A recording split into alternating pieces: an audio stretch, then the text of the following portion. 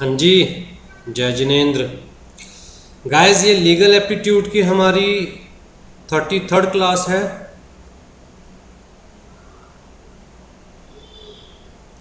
और legal aptitude में हम लोगों ने कॉन्स्टिट्यूशन ऑफ इंडिया स्टार्ट किया हुआ है। तो कॉन्स्टिट्यूशन ऑफ इंडिया की ये हमारी 3rd क्लास है, राइट। फर्स्ट क्लास में हम लोगों ने अबाउट कॉन्स्टिट्यूशन ऑफ इंडिया देखा कि कॉन्स्टिट्यूशन ऑफ इंडिया है क्या, कॉन्स्टिट्यूशन ऑफ इंडिया किन चीज़ों के बारे में हमें बताता है।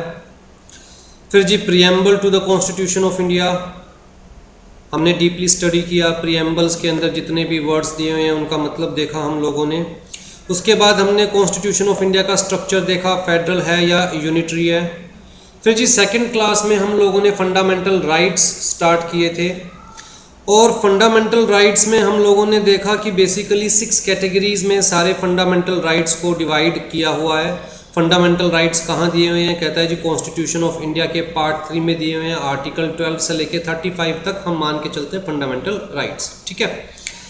तो उसके अंदर हम लोगों ने आर्टिकल 14 कवर कर लिया था, स्टेट की डेफिनेशन कवर कर ली थी। हमने कहा था स्टेट की डेफिनेशन किस लिए इम्पोर्टेंट है, क्योंकि बहुत सारे फंडामेंटल राइट्स ऐसे हैं जो कि स्टेट के अगेंस्ट एनफोर्सेबल है, राइट।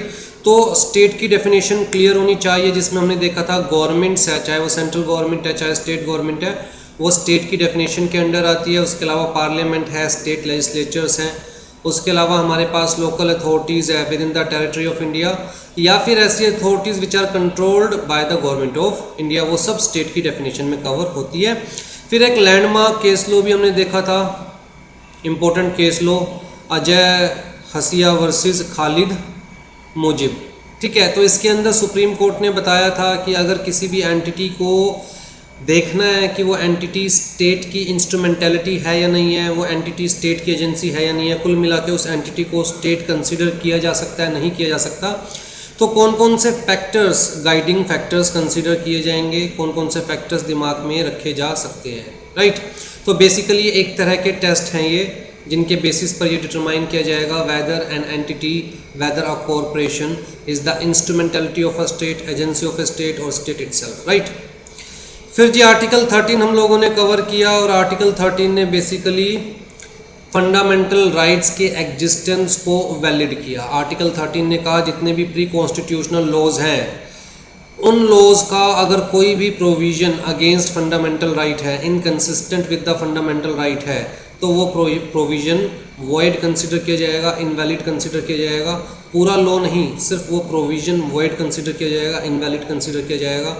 उसके अलावा सब क्लोज 2 ने कहा, सब आर्टिकल 2 ने कहा कि भैया जितने भी न्यू लॉज बनाए जाएंगे आफ्टर कॉन्स्टिट्यूशन ऑफ इंडिया, कोई भी ऐसा लॉ नहीं बनाया जा सकता जिसके provisions inconsistent with the fundamental rights हो।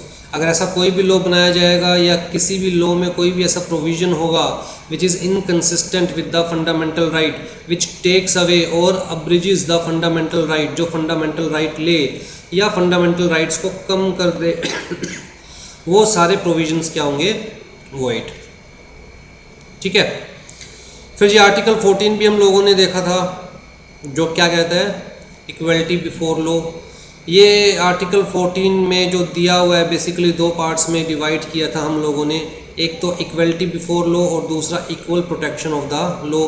इक्वलिटी बिफोर लॉ का मतलब क्या है कि हर कोई लॉ के आगे एक समान है, हर कोई लॉ के लिए इक्वल है, राइट। इक्वल प्रोटेक्शन ऑफ लॉज का मतलब हमने क्या देखा था कि हमें ऐसे लॉज डिमांड करने चाहिए जो कि हमें इक्वली प्रोटेक्ट करे, सबको इक्वली प्रोटेक्ट करे। यहाँ पर ये इस कहने का मतलब नहीं है कि एक ही लॉ सबके ऊपर इक्वली एप्लीकेबल होगा, ये पॉसिबल नहीं होता। हमने एग्जांपल भी लिया था कि घर में 2 बच्चे हैं, एक 5 साल का एक 15 साल का है, दोनों के लिए घर के सारे कानून एक से एप्लीकेबल नहीं हो सकते, राइट। लेकिन दोनों के लिए इक्वल प्रोटेक्शन इज़ इम्पोर्टेंट। छोटे वाले के अकॉर्डिंग, जो 5 साल का बच्चा है उसके अकॉर्डिंग ऐसे रूल्स बनाए जाए घर के जिससे उसको प्रोटेक्ट किया जा सके, और बड़े वाले के अकॉर्डिंग ऐसे रूल्स बनाए जाए जिससे उसको भी प्रोटेक्ट किया जा सके। मतलब दोनों की इक्वल प्रोटेक्शन, बट दोनों के लिए अलग अलग लॉज बन सकते हैं।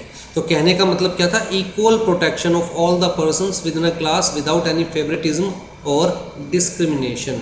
तो अगर घर में 2-5 साल के बच्चे हैं, उनके बीच में कोई डिस्क्रिमिनेशन नहीं होना चाहिए, उनके बीच में कोई फेवरेटिज्म नहीं होना चाहिए। हाँ, एक 5 साल का है, एक 15 साल का है, तो उन दोनों को अलग अलग क्लास में कंसीडर कर सकते हैं।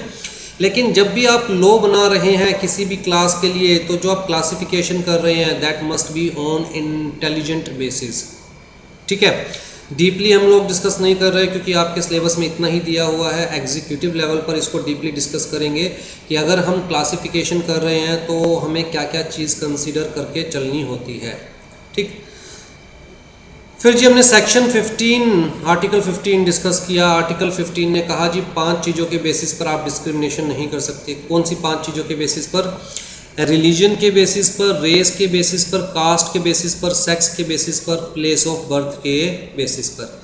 तो आर्टिकल 15 हम कहेंगे एक जनरल प्रोहिबिशन है।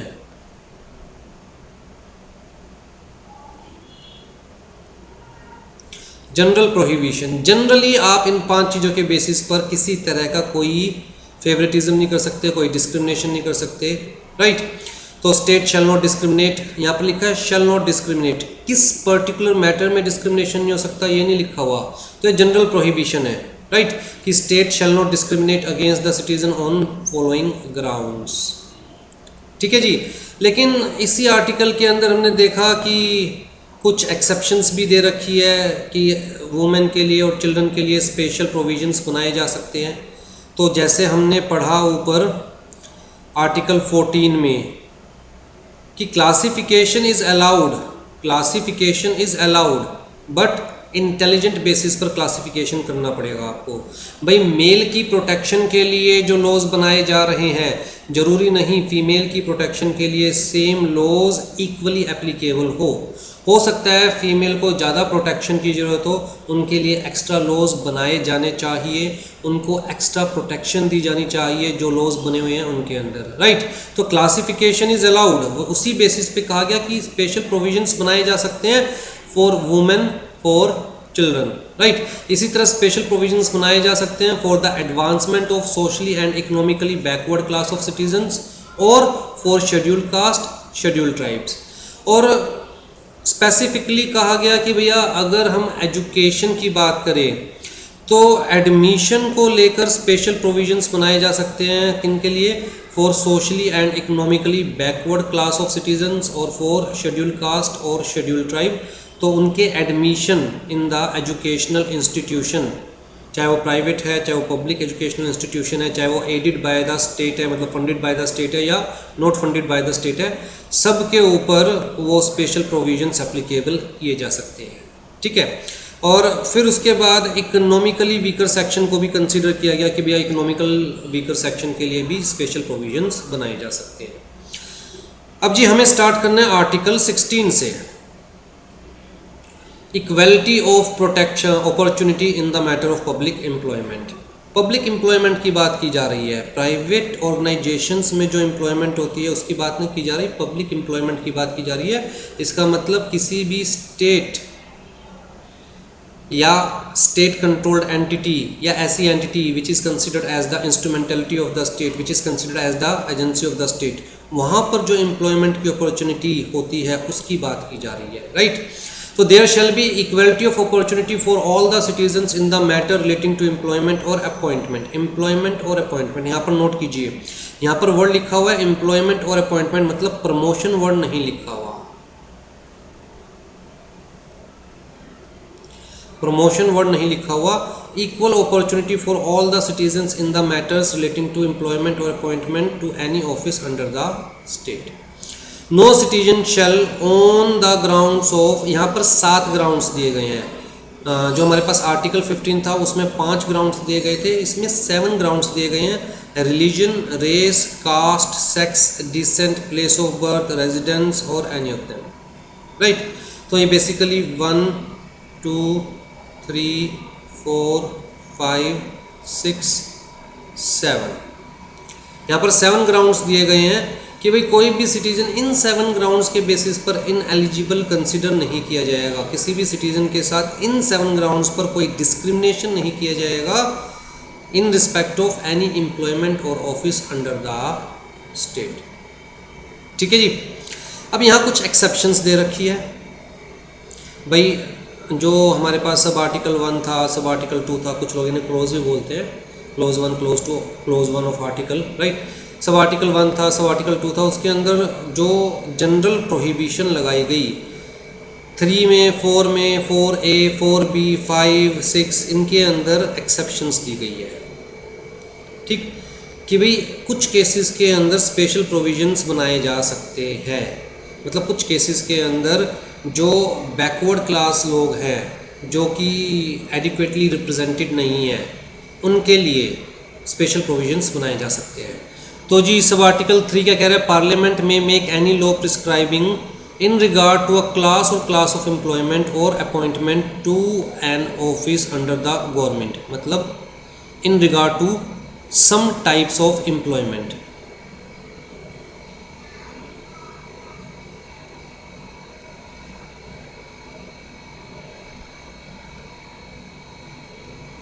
या फिर some class of jobs कह सकते हैं हम।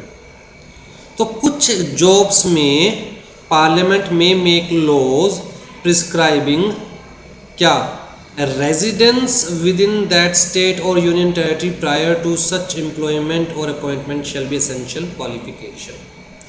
तो भैया अगर आप बात कर रहे हैं हरियाणा की, तो हरियाणा गवर्नमेंट के अंडर जितनी भी एम्प्लॉयमेंट आती है, जितने भी पोजीशंस आती है, ऑफिसेज आते हैं,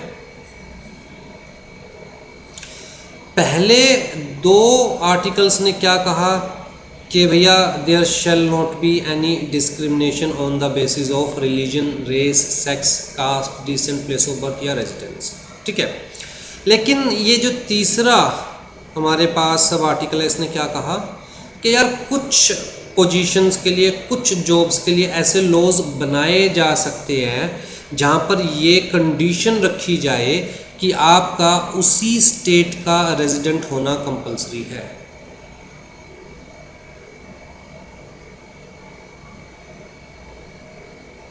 उसी स्टेट का रेजिडेंट होना कंपलसरी है।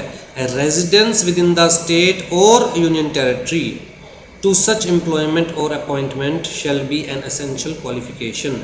तो जी आप उस पर्टिकुलर, ये जितने भी ऑफिसेज आते हैं उनमें से कुछ ऑफिसेज के लिए ये कंडीशन लगाई जा सकती है कि अगर आप उसी स्टेट के रेजिडेंट हैं तभी आपको यहाँ पर जॉब करने की परमिशन है, मतलब आप एलिजिबल है तभी, अदरवाइज आप एलिजिबल नहीं है, ठीक है। यहाँ पर जो डिबेट हुई थी पार्लियामेंट में, डिबेट ये हुई थी कि कुछ ऐसे ऑफिसेज होते हैं जो लोकल रेजिडेंट्स हैं वो ही ज़्यादा बेटर परफॉर्म कर पाएंगे जॉब को, राइट।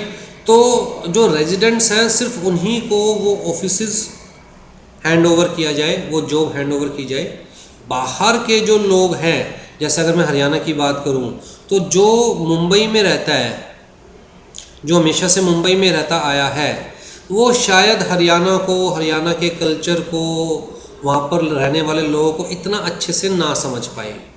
तो ऐसे ऑफिसेज जहाँ पर इन सब की नॉलेज रिक्वायर्ड है, वो ऑफिसेज उन्हीं लोगों को हैंड ओवर करना चाहिए, उन्हीं लोगों को जॉब देनी चाहिए उन ऑफिसेज में, जो लोग उस चीज़ को अच्छे से समझ पाए, और उस चीज़ को अच्छे से वही समझ पाएगा जो एक्चुअल में उन लोगों के बीच में रह रहा हो, राइट।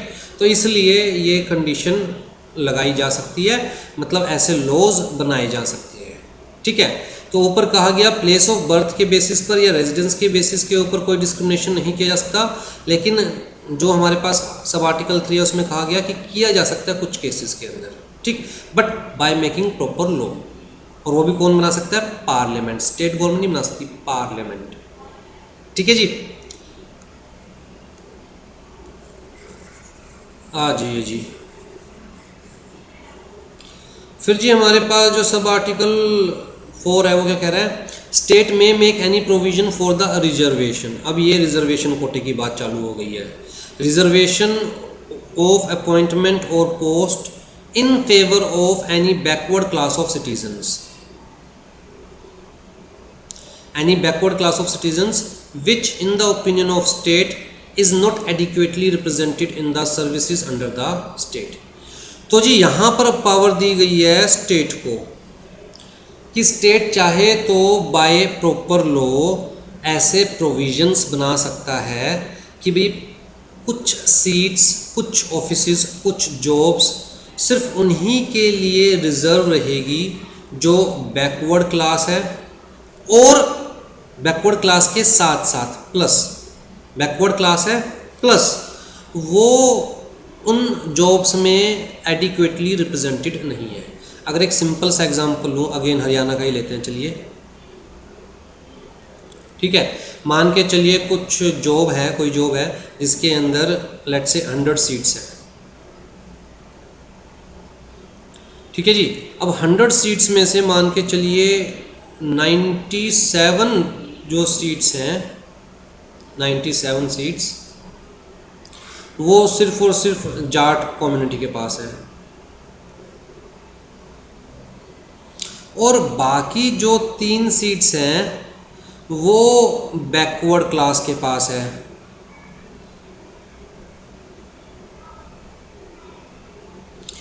अब ये जो जॉब्स थी किसी भी पर्टिकुलर डिपार्टमेंट में, किसी पर्टिकुलर एरिया में जिसमें 100 हमारे पास सीट्स थी, इसमें सिर्फ और सिर्फ 3 सीट्स ही तो बैकवर्ड क्लास के पास है।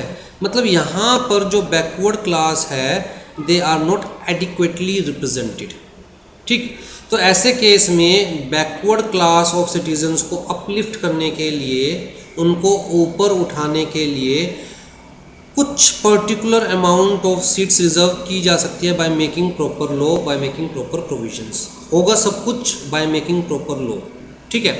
तो कहा जा सकता है जी कम से कम लेट्स से 15% जॉब्स जो होगी इन 100 में से, मतलब 15 जो जॉब्स होगी वो सिर्फ किसके लिए रिजर्व की जाएगी, बैकवर्ड क्लास ऑफ सिटीजन्स के लिए। यहाँ पर कोई कास्ट मेंशन नहीं की गई, कोई रिलीजन मेंशन नहीं किया गया, राइट, कोई प्लेस ऑफ बर्थ मेंशन नहीं किया गया, कुछ मेंशन नहीं किया गया। यहाँ पर क्या मेंशन किया गया है, बैकवर्ड क्लास। अब बैकवर्ड क्लास में कौन कंसिडर किया जाएगा, कहता है स्टेट डिटरमाइन करेगा। कौन कंसिडर किया जाएगा, स्टेट डिटरमाइन करेगा। इनफैक्ट कुछ स्टेट्स ने तो बैकवर्ड क्लास और मोर बैकवर्ड क्लास 2 अलग अलग कैटेगरीज भी डिटरमाइन करी है, ठीक है जी। तो कुल मिला के बैकवर्ड क्लासेस को अपलिफ्ट करने के लिए, उनको ऊपर उठाने के लिए ऐसे प्रोविजंस बनाए जा सकते हैं कि पर्टिकुलर सर्विसेज के अंदर कम से कम इतनी % रिजर्वेशन उन बैकवर्ड क्लास के लोगों के लिए होगी, ठीक। आ जाइए जी 4A को ध्यान से पढ़िए।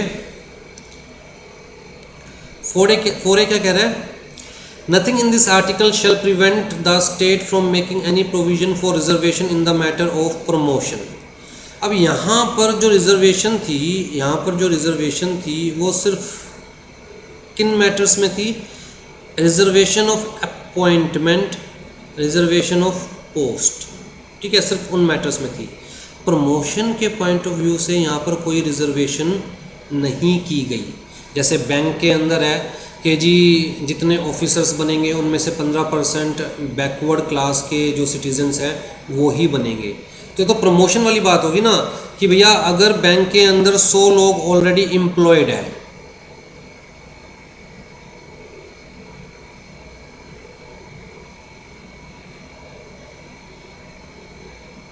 ठीक, और इस साल इन 100 लोगों में से लेट्स से 20 को मैनेजर बनाना है। अब जी 100 में से 15 जो होंगे वो बैकवर्ड क्लास सिटीजन्स होंगे। ये तो हो गया reservation with respect to appointment और पोस्ट, ठीक। लेकिन ये जो 100 हैं इंक्लूडिंग 15 बैकवर्ड क्लास वाले, राइट, और 85 नॉर्मल, कहता है इन 100 में से इस साल 20 को मैनेजर बनाया जाएगा। अब जी कौन से 20 को मैनेजर बनाया जाएगा, ये किस चीज़ की बात होगी, ये होगी प्रमोशन की बात। ये एम्प्लॉयमेंट की बात नहीं, अब किस चीज़ की बात होगी, प्रमोशन की बात। तो जी इसमें तो कोई कोटा नहीं रखा गया था, कहाँ पर, सब आर्टिकल 4 में। सब आर्टिकल 4 में जो कोटा रखा गया था वो सिर्फ अपॉइंटमेंट या पोस्ट रिलेटेड रखा गया था। तो जी इसलिए सब आर्टिकल 4A इंट्रोड्यूस किया गया कि अगर स्टेट चाहे तो इवन प्रमोशन में भी कोटा रख सकती है। किसके लिए? कहता है जी for backward class of people के लिए, in the favour of schedule caste and schedule tribes which in the opinion of the state are not adequately represented in the services under the state. ठीक है, तो ये जो कोटा रखा जा सकता है प्रमोशन के केस में वो schedule caste and schedule tribes इनके लिए। यहाँ पर वर्ड बैकवर्ड क्लास नहीं यूज़ किया गया, यहाँ पर वर्ड क्या यूज़ किया गया है? Schedule caste and schedule tribes. मतलब बैकवर्ड क्लास में से भी एक कैटेगरी जो शेड्यूल कास्ट में आते हैं, जो शेड्यूल ट्राइब्स में आते हैं, उनके लिए प्रमोशन के पॉइंट ऑफ व्यू से कोटा रखा जा सकता है।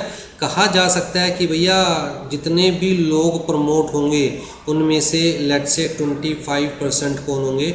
शेड्यूल कास्ट और शेड्यूल ट्राइब्स। मतलब इन 15 में से 5, 20 का 25% कितना हो गया? 5। 20 का 25% 5। तो जो प्रमोट होंगे वो इन 15 में से 5 होंगे और इन 85 में से 15 प्रमोट होंगे। तो ऐसा कोटा रखा जा सकता है even in case of promotion also as per sub article 4A। फिर जिस सब आर्टिकल 4B भी लाया गया और उसके पीछे बहुत बड़ा रीज़न था। यहाँ पर मैंने देखो रीज़न लिख भी दिया, Devadasan versus union of India. ये एक केस था, इस केस को कैरी फॉरवर्ड रूल केस भी कहा जाता है। ठीक है, इस केस के अंदर क्या कहा गया कि मान के चलिए आपने किसी ऑफिस में हर साल लेट से 10 सीट्स रिजर्व कर दी फॉर बैकवर्ड क्लास सिटीजन्स। ठीक है, हर साल 10 सीट किसके लिए? बैकवर्ड क्लास ऑफ सिटीजन्स के लिए। अब जी मान के चलिए सपोज करते हैं 2019 में इन 10 में से सिर्फ 7 सीट्स ही फिल हुई। इन 10 में से 7 सीट्स ही फिल हुई। टोटल सीट्स कितनी थी? कहता है जी टोटल सीट्स मान के चलिए आप लेट से 50 थी, जिसमें से 10 सीट्स रिजर्व थी फॉर बैकवर्ड क्लास, मतलब 20% हो गया। ठीक, अब जी 2019 में 7 ही भरी, चलो जी रिमेनिंग कितनी रह गई? कहता है रिमेनिंग 3 रह गई। फिर जी 2020 में दोबारा 10 सीट्स खड़ी हो गई रिजर्व फॉर बैकवर्ड क्लास। अब जी 2020 में मान के चलो सिर्फ 5 ही भरी, रिमेनिंग कितनी रह गई? कहता है रिमेनिंग 5 तो 2020 की रह गई और 3 2019 वाली रह गई, तो कितनी रह गई जी? कहता है 8 रिमेनिंग रह गई। अब जी 2021 की बात करें तो 2021 के अंदर दोबारा 10 सीट्स खड़ी हो गई, राइट। अब 10 सीट ये 2021 वाली और 8 जो पिछले साल की रिमेनिंग रहती थी 18 सीट्स हो गई। टोटल सीट्स कितनी फिल होनी है हर साल? 50, जिसमें से 18 सीट्स क्या हो गई? कहता है reserve for backward class. Carry forward होती गई, जो पिछले सालों में फिल नहीं हुई थी उसको आगे कैरी फॉरवर्ड करते गए। तो 2021 की 10, पिछले सालों की 8, टोटल मिला के 2021 में 18 सीट्स तो किसके लिए रिजर्व हो गई? बैकवर्ड क्लासेस के लिए, राइट। टोटल सीट्स कितनी थी? 50। अरे भैया ये तो नियरली 36%, 37% आपने सिर्फ किसके लिए रिजर्व कर दी? बैकवर्ड क्लास के लिए। मतलब सिचुएशन ऐसी आई थी इस केस में कि मोर देन 50%, एक ऑफिस में मोर देन 50%, 65% के अराउंड जितनी भी सीट्स थी उसका 65% के अराउंड किसके लिए रिजर्व हो गई? बैकवर्ड क्लास के लिए। क्यों? जो पिछले सालों की फिल नहीं हो रही थी उसे आगे कैरी फॉरवर्ड करते गए। सारी जितनी पिछले सालों की मतलब कैरी फॉरवर्ड हुई प्लस जो करंट ईयर की थी सब मिलाकर इतनी रिजर्व्ड हो गई सीट्स कि जनरल कैटेगरी के लिए तो रह गई सिर्फ 45% और अदर जो बैकवर्ड क्लास है उनके लिए रह गई सिर्फ 60 और उनके लिए रह गई 65%। तो भैया केस फाइल किया गया सुप्रीम कोर्ट में कि यार ये क्या अत्याचार हो रहा है, बैकवर्ड क्लासेस के लिए 65% इस साल सीट्स रिजर्व हो गई है और जो जनरल है उनके लिए सिर्फ 45% और 35% इनफैक्ट 100 में से 65% गई तो 35%। तो सुप्रीम कोर्ट ने इस केस में कहा कि भैया आप कैरी फॉरवर्ड कर सकते हो लेकिन टोटल जो सीट्स होगी जो कैरी फॉरवर्ड होके करंट ईयर में ऐड हुई है, जो टोटल सीट्स होगी वो 50% से ज़्यादा इंक्रीज़ नहीं कर सकते। इसका मतलब अगर इस केस में टोटल सीट्स 50 है और कैरी फॉरवर्ड होकर 30 हो रही है बैकवर्ड क्लास के लिए, तो 25 ही कंसीडर की जाएगी, 30 कंसीडर नहीं की जाएगी, बाकी 50% जनरल के लिए रहनी चाहिए, राइट। तो 50% की एक सीलिंग लिमिट लगा दी सुप्रीम कोर्ट ने इस केस लॉ के अंदर, इस केस के अंदर, कि जी आप बैकवर्ड क्लास के लिए 50% से ज़्यादा रिजर्व नहीं कर सकते किसी भी सिनेरियो में, ठीक। अब जी गवर्नमेंट को लगा कि नहीं जी हमें तो बैकवर्ड क्लास को जो पिछली फिल नहीं हुई है वो आगे अपॉर्चुनिटी देनी चाहिए, तो बेसिकली इस रूल को ओवरराइड करने के लिए ये प्रोविज़न लाया गया, सब आर्टिकल 4B लाया गया और यहाँ कहा गया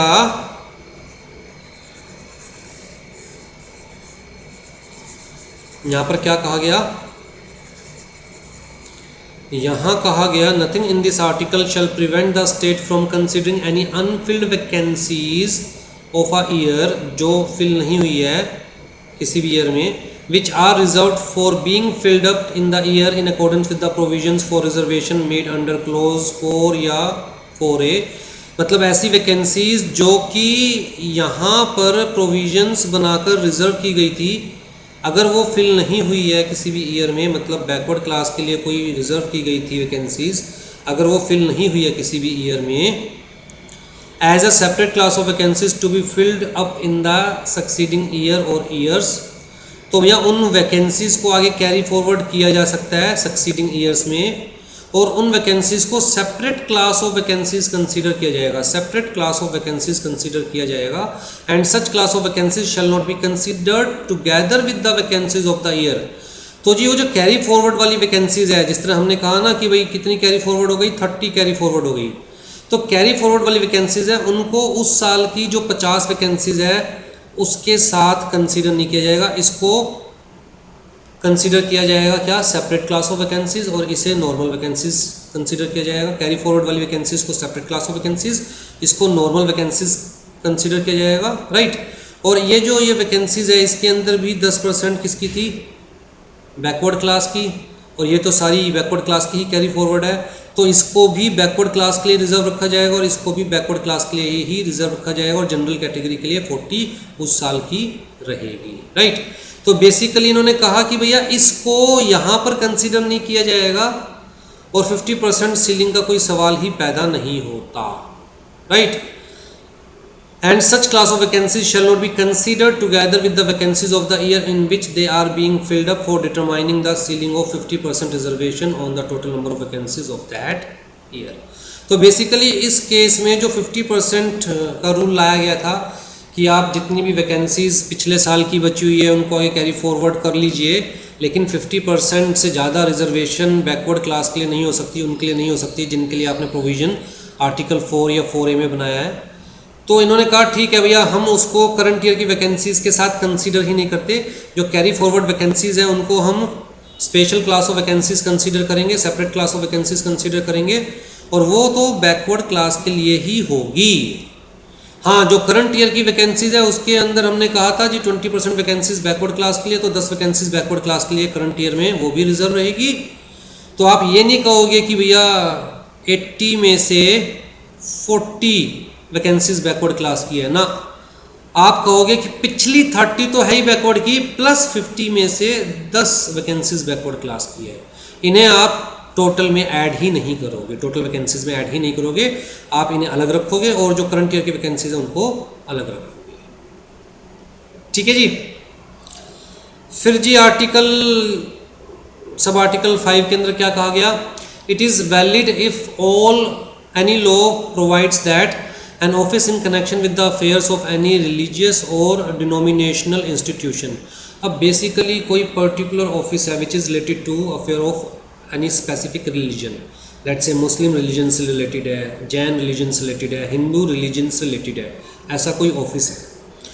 तो भैया जब हम बात करते हैं रिलीजन की, तो उस रिलीजन से रिलेटेड जो ऑफिस है हम चाहेंगे कि उसी रिलीजन का जो बंदा है वो ही उस ऑफिस को हैंडल करे, वो ही उस ऑफिस को मैनेज करे, उसी को अपॉइंट किया जाए उस ऑफिस में, राइट। तो कहता है ये वैलिड है कि in case of any office in connection with the affair of any religious और डिनोमिनेशनल इंस्टीट्यूशन और any member of governing body thereof shall be held by the person possessing a particular religion। भाई Jain community के से related कोई office है, government का office, तो Jain community का ही बंदा अपॉइंट किया जाए, वैलिड है, राइट। या कोई डिनोमिनेशनल इंस्टीट्यूशन है, मतलब किसी पर्टिकुलर माइनॉरिटी को डिनोमिनेट करता है, उस माइनॉरिटी का ही बंदा उस ऑफिस को में अपॉइंट किया जाए, वैलिड है, ऐसा कोई लॉ बनाया जाएगा तो, राइट। या कोई गवर्निंग बॉडी है, उस गवर्निंग बॉडी का मेंबर ही उस पर्टिकुलर ऑफिस में अपॉइंट किया जाए, वैलिड है, ठीक है। तो ऐसा लॉ वैलिड कंसीडर किया जाएगा, यहाँ कोई डिस्क्रिमिनेशन कंसीडर नहीं की जाएगी। It is not against article 16। Nothing in this clause shall prevent the state from making any provision for the reservation of appointment और post in the favour of economically weaker section.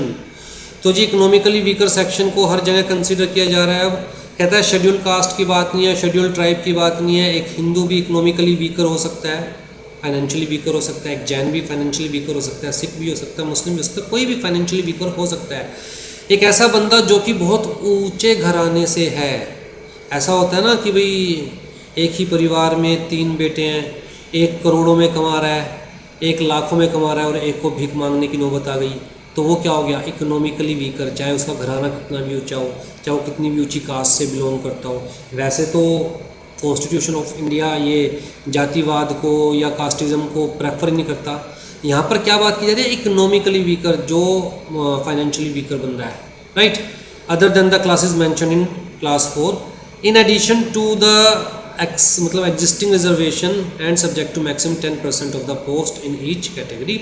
तो हर category में economically weaker section के लिए 10% reservation की जा सकती है। और ये 10% रिजर्वेशन है, ये इन एडिशन है, मतलब जो आर्टिकल 4 में रिजर्वेशन की गई, 4A में रिजर्वेशन की गई, 5 में रिजर्वेशन की गई, उसके अलावा इकोनॉमिकली वीकर सेक्शन के लिए अलग से 10% सीट्स रिजर्व की जा सकती है। मतलब ये कहा जा सकता है कि चलिए जी बैकवर्ड क्लास के लिए 20% सीट्स रिजर्व है, इकोनॉमिकली वीकर सेक्शन के लिए 10% सीट्स रिजर्व है और नॉर्मल के लिए 70% सीट्स है, ठीक है।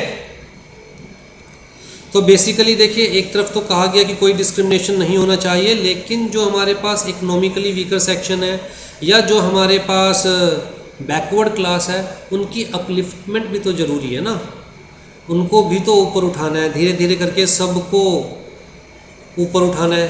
तो जो पहले से ही नीचे हैं, जो पहले से ही दबे हुए हैं, जिन लोगों को पहले अपॉर्चुनिटीज़ नहीं मिली, उनको अपॉर्चुनिटीज़ देना भी ज़रूरी है, राइट। तो उनके लिए भी कुछ रिजर्वेशंस रखनी ज़रूरी है। तो जहाँ एक तरफ ये मना किया गया कि भैया आप कोई डिस्क्रिमिनेशन नहीं करोगे, वहाँ ये भी कहा गया कि नहीं यार, इकोनॉमिकली वीकर सेक्शन के लिए और बैकवर्ड क्लास के लिए तो कुछ स्पेशल प्रोविजंस होने ही चाहिए, वुमेन के लिए, चिल्ड्रंस के लिए कुछ स्पेशल प्रोविजंस होने ही चाहिए, उनको ज़्यादा प्रोटेक्शन की रिक्वायरमेंट है। फिर जी आर्टिकल 17 एबोलिशन ऑफ अनटचेबिलिटी, छुआछात। भाई देखिए, इंडिया में ये जो अनटचेबिलिटी वाला इशू है बहुत पुराना है। छुआछूत बोलते हैं, क्या बोलते हैं, अनटचेबिलिटी वाला इशू तो बहुत पुराना है। वो पिक्चर में दिखाते थे ना कि तू तो छोटी कास्ट का है, तू छोटी जात का है, तूने मुझे छू दिया, मेरा धर्म भ्रष्ट कर दिया, राइट। ये चीज़ें एक्चुअल में इंडिया में होती थी, लेकिन जब कॉन्स्टिट्यूशन ऑफ इंडिया लाया गया तो क्या कहा गया, प्रीएम्बल में क्या कहा गया कि सबको क्या कंसीडर किया जाएगा, सबको इक्वल कंसीडर किया जाएगा, सबको डिग्निटी के साथ लाइफ जीने का हक दिया जाएगा, डिग्निटी ऑफ इंडिविजुअल, राइट। सबको इक्वलिटी ऑफ स्टेटस और अपॉर्चुनिटी दी जाएगी। तो बट ऑब्वियस सी बात है, ये जो आर्टिकल 17 है, इसका जन्म तो यहीं से हुआ है, हमारे प्रीएम्बल से, कॉन्स्टिट्यूशन ऑफ इंडिया के प्रीएम्बल से। और इसमें क्लियर कट कहा गया कि भैया साफ, मतलब ये नहीं कि नहीं की जाएगी या क्या है, इन्होंने क्लियर कट कहा कि भैया अनटचेबिलिटी इज एबोलिश्ड, छुआछूत इंडिया में नहीं चलेगा, इज एबोलिश्ड, खत्म। And it's practice in any form is forbidden. किसी भी फॉर्म में अनटचेबिलिटी इंडिया में नहीं चलेगी। The enforcement of any disability arising out of untouchability shall be an offence. Enforcement of any disability, तू छोटी जात का है मंदिर में नहीं आ सकता, मतलब एक डिसेबिलिटी लगा दी सामने वाले के माथे पर कि तू छोटी जात का है इसलिए तू मंदिर में नहीं आ सकता। छुआछूत क्या बोलते हैं, राइट, कि तू छोटी जात का है, तू पूजा की थाली नहीं छू सकता, तू मुझे टच नहीं कर सकता। एक ऐसी disability which is on the basis of untouchability shell be an offence punishable in accordance with the law. ये जितने भी फंडामेंटल राइट्स के अंदर कहे गए हैं ना, जितने भी आर्टिकल्स हैं फंडामेंटल राइट्स में जो कवर होते हैं आर्टिकल्स, जहाँ पर भी लिखा हुआ है कि भैया ये एक ऑफेंस है और इसके अगेंस्ट लॉ बनाया जा सकता है पनिश करने के लिए, वो सारे लॉ कहाँ पर बनाए जाते हैं? आर्टिकल 35 में। लॉ बनाने की पावर कहाँ दी गई है? आर्टिकल 35 में। ठीक, तो जी पार्लियामेंट ने एक एक्ट एनेक्ट किया था, अनटचेबिलिटी ऑफेंसेस एक्ट 1955, लेकिन इसके अंदर चेंजेस लाए गए और इसको फिर रीनेम कर दिया गया इन 1976। इसी एक्ट को अमेंड करके रीनेम कर दिया गया protection of civil rights act 1955। ठीक है, तो ये हमारा ओरिजिनल एक्ट था जो कि रीनेम्ड होकर क्या हो गया? Protection of civil rights act 1955। Untouchability does not include the instigation to social boycott. अब जी ये एक हमारे पास केस लो था, देवा राजेश वर्सेस पद्मना। ठीक है, तो ये हमारे पास एक केस लो था, इसके अंदर सुप्रीम कोर्ट ने कहा कि instigation to social boycott is not untouchability. Instigation to social boycott को अनटचेबिलिटी कंसीडर नहीं किया जाएगा। ठीक है, इंस्टिगेशन टू सोशल बायकॉट क्या होता है, इस केस में क्या हुआ था, इससे समझने की कोशिश करते हैं। मान के चलिए एक जैन कम्युनिटी है, एक्चुअल में केस लो में भी जैन कम्युनिटी का ही केस लो है। मान के चलिए एक जैन कम्युनिटी है, ठीक है, किसी भी एरिया में कुछ लेट से 100 फैमिलीज़ हैं, जैन फैमिलीज़। अब जी जैन रिलीजन के अंदर सबसे पहला रूल क्या है? Pure vegetarian.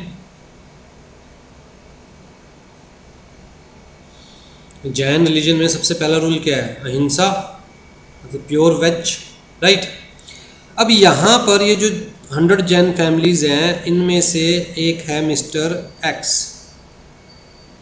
ये जैन ही है बट नॉन वेज की शॉप भी है इसकी, और नॉन वेज ये खाता भी है। ठीक है, एज फूड ये नॉन वेज खाता भी है और नॉन वेज की शॉप भी है। तो बाकी लोगों के लिए ये भाई साहब क्या है? धर्म भ्रष्ट कर दिया इन्होंने। तो जैन होकर नॉन वेज खा रहे हैं, नॉन वेज की ही शॉप भी रन कर रहे हैं, तो धर्म भ्रष्ट कर दिया। तो जी यहाँ पर जो प्रधान था इस जैन कम्युनिटी का, जो हेड था, प्रधान था, उसने एक पैम्पलेट छपवाया। ठीक, और पैम्पलेट में लिखा क्लियर कट कि ये जो भाई साहब है, ये भाई साहब नॉन वेज खाते हैं, ये भाई साहब नॉन वेज की शॉप भी रन करते हैं, और इनको मंदिर में आने का कोई हक नहीं है, जैन टेम्पल में आने का कोई हक नहीं है, जैन टेम्पल में आकर पूजा करने का कोई हक नहीं है, क्योंकि जो जैन जो रूल्स है, रेगुलेशंस है, वो तो फॉलो ही नहीं कर रहे, राइट। जो हमारी सबसे प्रथम धारणा है जैनियों की, वो तो फॉलो ही नहीं कर रहे। तो अगर ऐसे लोग भी टेम्पल्स में आएंगे, पूजा करेंगे, तो हमारी जो मूर्तियां हैं उनकी शुद्धता भंग होगी, टेम्पल की शुद्धता भंग होगी, इसलिए इन्होंने ऐसा पर्चा छपवाया, जो हेड थे उन्होंने। ठीक है, तो कुल मिलाकर इन्होंने क्या किया, इन्होंने अपनी कम्युनिटी को कहा कि इनको बायकॉट कीजिए। इन्होंने अपनी कम्युनिटी को कहा कि इनको बायकॉट कीजिए। ठीक, अब जी ये भाई साहब सुप्रीम कोर्ट में पहुंचे अगेंस्ट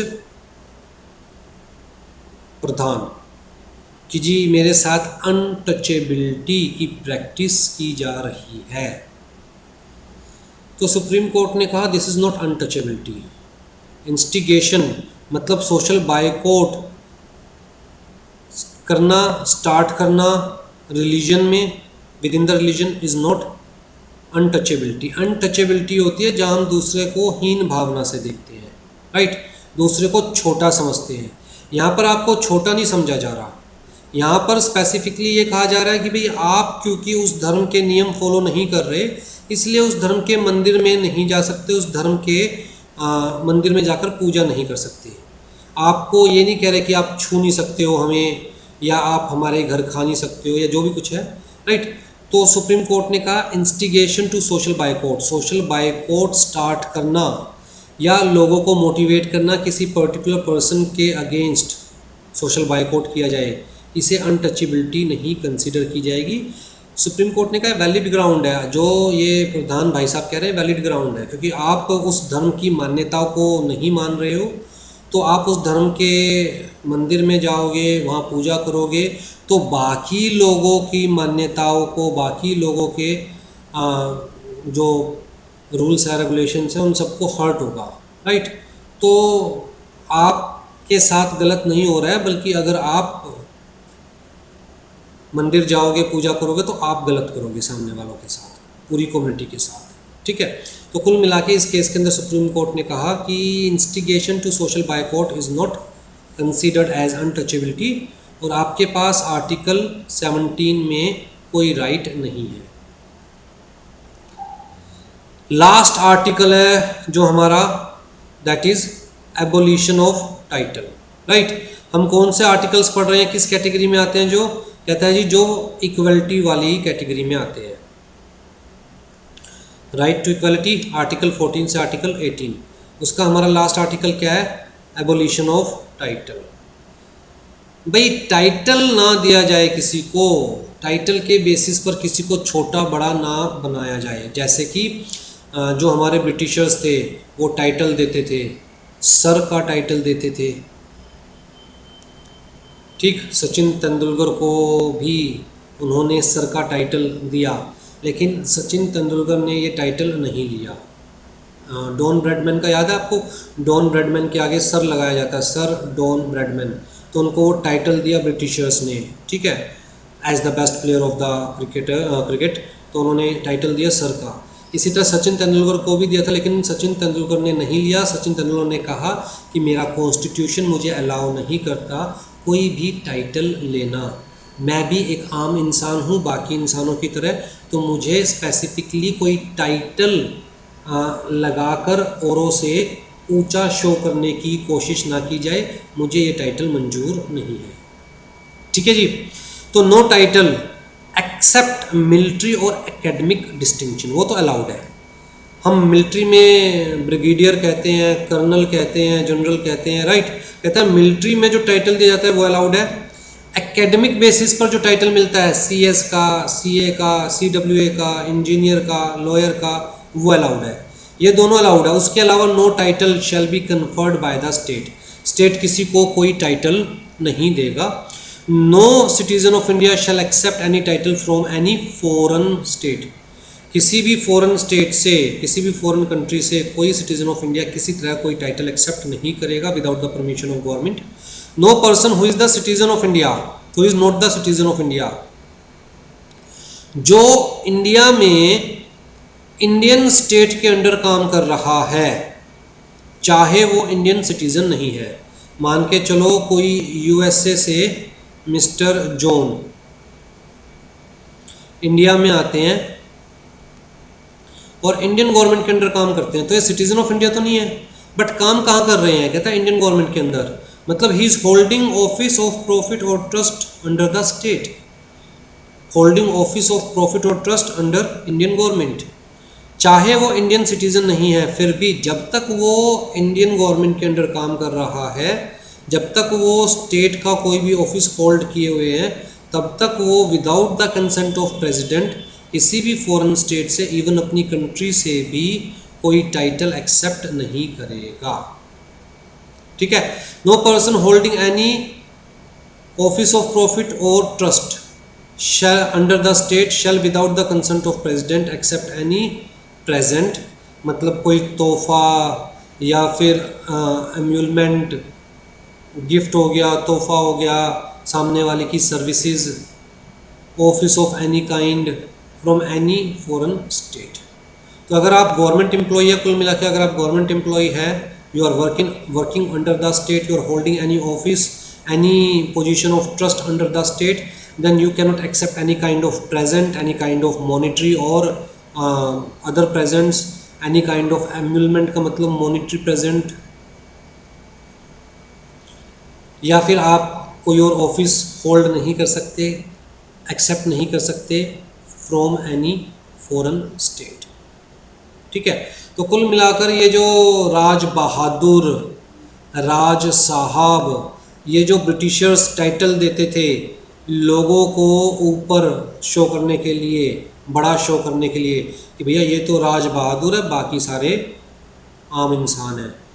तो कॉन्स्टिट्यूशन ऑफ इंडिया आने के बाद इक्वलिटी का कंसेप्ट आया और कहा कोई बड़ा नहीं है, कोई छोटा नहीं है, कोई टाइटल लगा ही नहीं सकता अपने नाम के आगे अपने आप को बड़ा या छोटा शो करने के लिए, और ना ही स्टेट कोई टाइटल दे सकती है किसी भी पर्सन को बड़ा या छोटा शो करने के लिए, एक्सेप्ट मिलिट्री टाइटल जो मिलिट्री में दिए जाते हैं, and except academic qualification title जो आप एकेडमिक क्वालिफिकेशन लेकर उस बेसिस पर अपने नाम के आगे लगाते हैं, CA CS CMA, that is allowed. उसके अलावा और कोई टाइटल अलाउड नहीं है।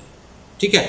जो भी टाइटल देगी वो गवर्नमेंट ऑफ इंडिया खुद देगी, जैसे परम भूषण, भूषण, राइट, या फिर जो परमवीर चक्र है, जितने भी टाइटल्स होते हैं वो गवर्नमेंट खुद देती है।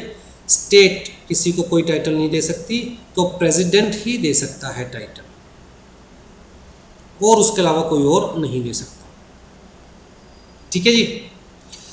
चलिए जी, नेक्स्ट क्लास में we will start with the right to freedom, article 19 से लेकर आर्टिकल 22। Take care.